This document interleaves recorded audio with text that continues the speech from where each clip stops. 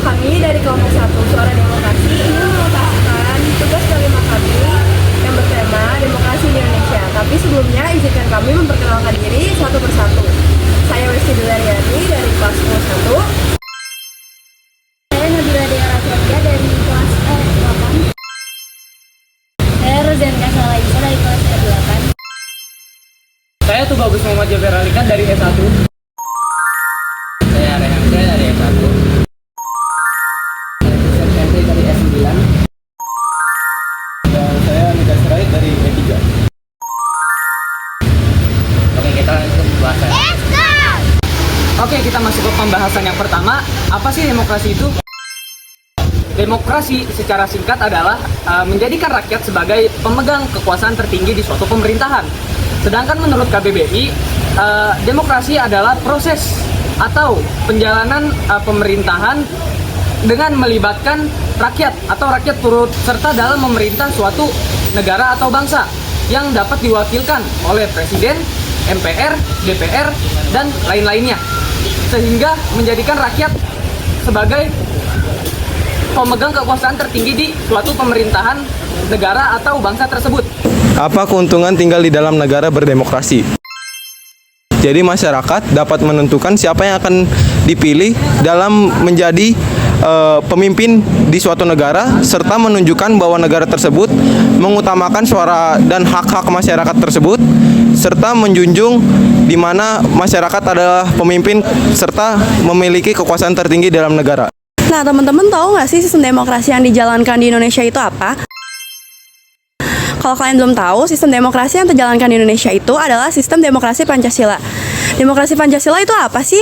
Demokrasi Pancasila adalah sebuah konsep demokrasi yang dijalankan sesuai dengan prinsip-prinsip dan nilai dari Pancasila. Nah, sistem demokrasi ini juga merujuk pada sistem politik yang berjalan di Indonesia, yaitu sesuai dengan prinsip-prinsip dan nilai-nilai dari Pancasila. Nah, selanjutnya kita bakalan bahas 3 prinsip utama demokrasi Pancasila ini. Yang pertama ada kebebasan atau persamaan, lalu yang kedua adalah kedaulatan rakyat, lalu yang terakhir ada pemerintahan yang terbuka dan bertanggung jawab. Terdapat 3 hal yang dapat dijadikan tolak ukur untuk menilai sebuah pemilu diselenggarakan secara demokratis atau tidak. Nah, yang pertama itu adalah tidak adanya pengakuan, perlindungan, dan pembukaan HAM. Nah, yang kedua itu ada terdapat persaingan yang adil di antara para peserta. Nah, yang ketiga atau yang terakhir itu adalah terbangunnya kepercayaan masyarakat pada pemilu yang menghasilkan suatu pemerintahan yang secara legitimate. Nah, legitimasi adalah seberapa percaya masyarakat untuk mau menerima keputusan yang diambil oleh seorang pemimpin atau tokoh masyarakat. Apa itu golput?